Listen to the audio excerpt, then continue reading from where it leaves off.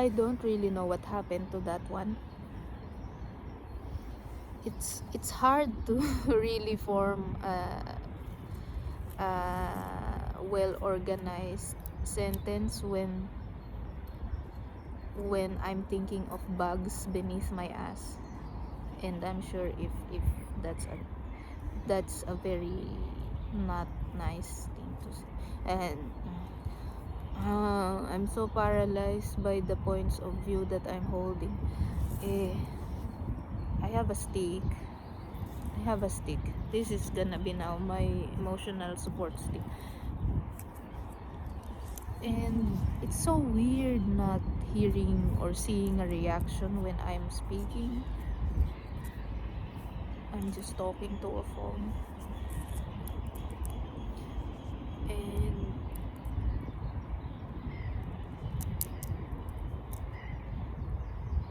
there's this one thing that I learned recently from Auntie Ellen. I'll call her Auntie Ellen for respect, but she's called the mother of mindfulness. Maybe you've heard of her also. She is like she said this in one of her interviews. It's like it goes something like,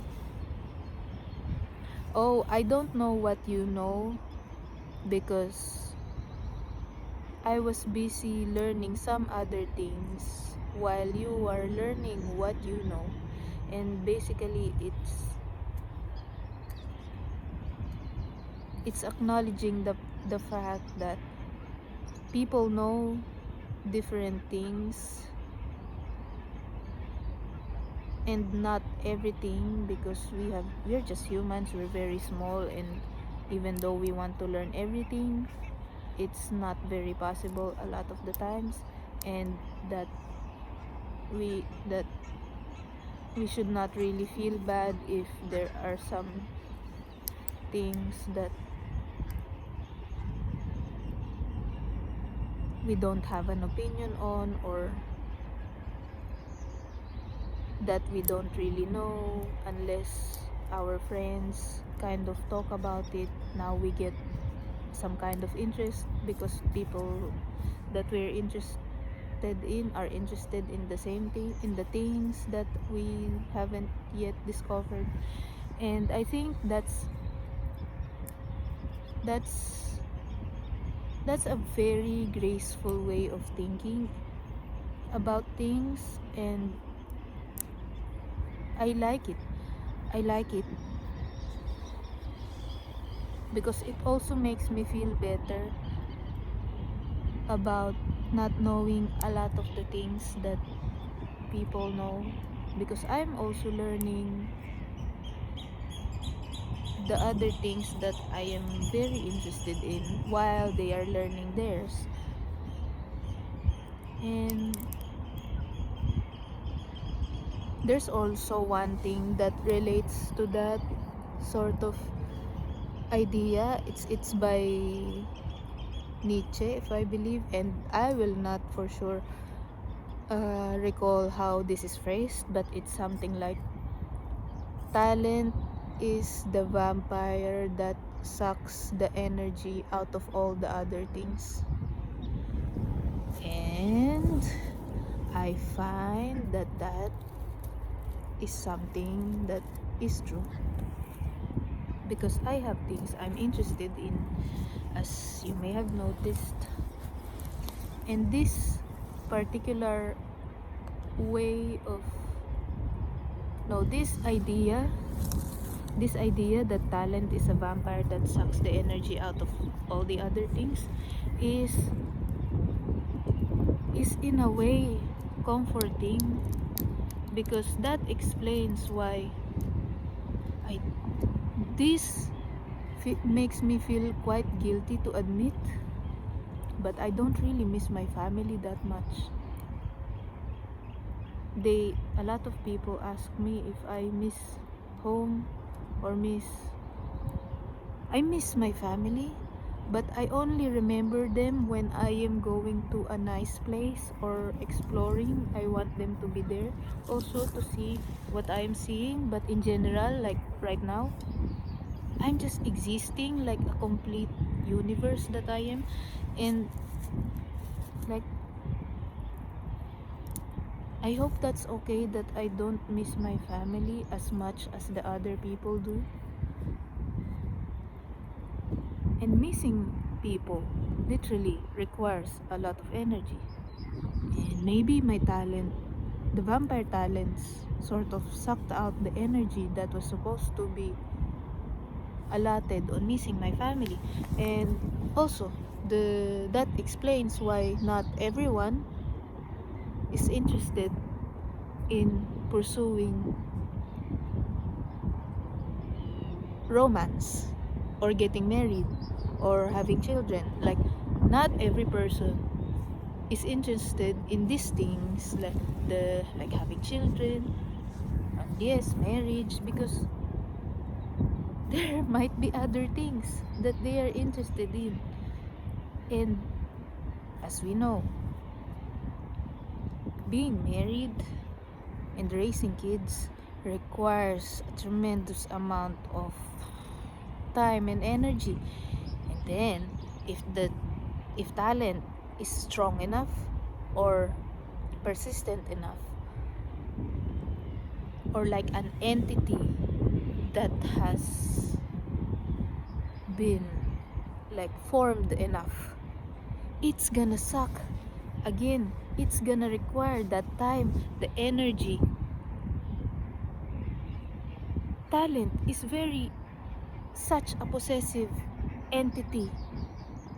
It's a very possessive entity. And the thing is, it's satisfying. It's satisfying. The like, sure, there is this, there are times that it's also annoying that why do I really have to do this? Why me? I, yeah. But then talent is really, when talent is really the only entity that is fulfilling when it is possessive enough. I feel so. I feel so. Because people can leave, like they might show you that you matter to them, but at the end of the day they can just stop speaking to you. And talent, it doesn't leave. It grows. Or not even talent, just the things that you're interested in, it doesn't leave. And the more you tend to it, or the more you like devote time or energy to it, the more it blossoms, and the more it makes you fulfilled and better, the more it makes you grow. The things